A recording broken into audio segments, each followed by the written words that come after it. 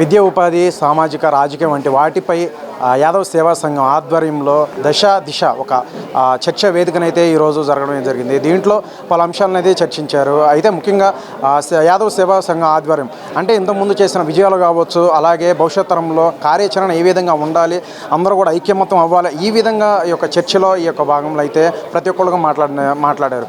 అయితే ప్రస్తుతం మనతో మాట్లాడడానికి యాదవ్ సేవా సంఘం పెద్దలైతే ఉన్నారు, వారితో మాట్లాడేద్దాం ఆ కార్యనిర్వాహకులతో. సార్ నమస్తే సార్.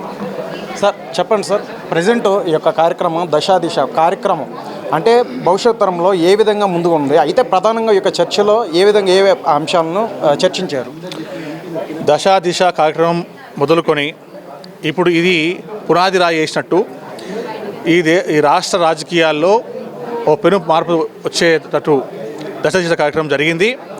యాదవ్ సేవా సంఘం ఆధ్వర్యంలో అన్ని కుల సంఘాలు యాదవ్ కుల సంఘాలు అన్నింటినీ ఏకం చేసి ఒక జేఏసీగా ఫామ్ చేసి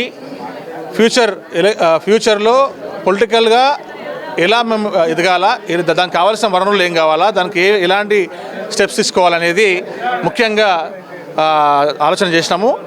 ఈ సమావేశం చాలా పరిపూర్ణంగా జరిగింది. చాలామంది సానుకూలంగా దీనికి స్పందించినారు. ఫ్యూచర్లో మా కార్యాచరణ తెలియజేస్తాం. ఓకే సార్, అంటే ప్రధానంగా మనం చూసుకున్నట్లయితే ఇది స్థాపించి కూడా కొన్నేళ్ళు వస్తుంది, ఇప్పటికి కూడా బలోపేతంగా అవ్వలేదని చెప్పేసి చర్చలో మాట్లాడుకున్న పరిస్థితి అయితే మనం చూసాము. అయితే భవిష్యత్ తరంలో ఇలాంటిది సంఘటన జరగకుండా భవిష్యత్తులో ఇంకా మరింత బలంగా పటిష్టంగా ప్రతి ఒక్క యాదవులు కూడా ఏకమవ్వాలనే ఉద్దేశంతో మీరు మాట్లాడిన సందర్భం అయితే ఉన్నాయి. సో దీనిపై ఇంకా ఎటువంటి కార్యాచరణ ఉండదు. ఇప్పుడు యాదవ్ సేవా సంఘం అనేది మొత్తం యాదవ్ కులానికి ఒక బ్రిడ్జ్ లాంటిది.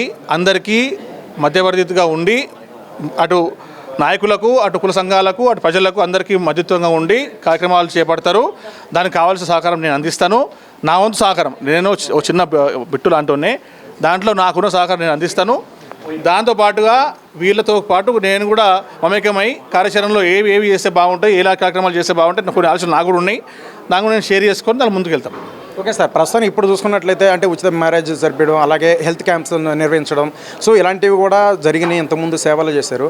సో ప్రస్తుతం చూసుకుంటే ఈరోజు అంటే హాస్టల్స్ కూడా ఏర్పాటు చేయాలి అంటే ఇలాంటి విధంగా చర్చలో మనం విన్నాం. ఇంకా ఎటువంటివి ఇంకా మీ కార్యాచరణలో ఇంకా ఎటువంటి మార్పులు వచ్చే అవకాశం అంటే ఇంకా ఎటువంటి రూపొందించే అవకాశం ఉంది? ఇప్పుడు అప్కమింగ్ ఈవెంట్ చెప్పాలి కదా. ఇప్పుడు యాదవ్ సంఘం తరఫున ఒక కమిటీ ఇవి మన హాస్టల్స్ అనేది ప్రముఖంగా ఇప్పుడు ముఖ్యంగా స్టార్ట్ అయిపోయింది. దాంతోపాటుగా యాదవ్ సంఘం సేవా సంఘం తరఫున ప్లస్ ఇప్పుడు ఏ కుల సంఘం అయినా దాని కార్యాచరణ అది చేస్తూ ఉంది. ఇప్పుడు పోరాట సమితి పోరాటం చేస్తూ ఉంది. ఇష్యూస్ అయితే ఇప్పుడు యాదవ్ సేవా సంఘం సేవా కార్యక్రమాలు మన ఫ్రీ హెల్త్ క్యాంప్స్ కానీ, మ్యారేజ్ చేయడం కానీ, ఎడ్యుకేషన్ కానీ, జాబ్స్ ఫెయిర్స్ కానీ, అంటే ఒక్కొక్కటి ఒక్కొక్క విధంగా పోతూనే అవుతాయి. అన్ని ఒకరు చేయలేరు కాబట్టి అన్ని సంఘాలను ఏకం చేసుకుంటూ వాళ్ళ కార్యాచరణలో ముందుకు వెళ్ళేటట్టు వాళ్ళకి కావాల్సిన ప్రణాళిక చేస్తూ ఇప్పుడు ఏంటంటే ఇంతకుముందు ఎవరు వాళ్ళు చేసేవాళ్ళు అని అనుకునే అపోహ ఉంది కాబట్టి 5 ఏళ్ళు కలిసి ఒక ముట్టిగా తయారవుతున్నాం. కాబట్టి ఇప్పుడు బలమే ఆయుధంగా ముందుకు వెళ్తాం మేము.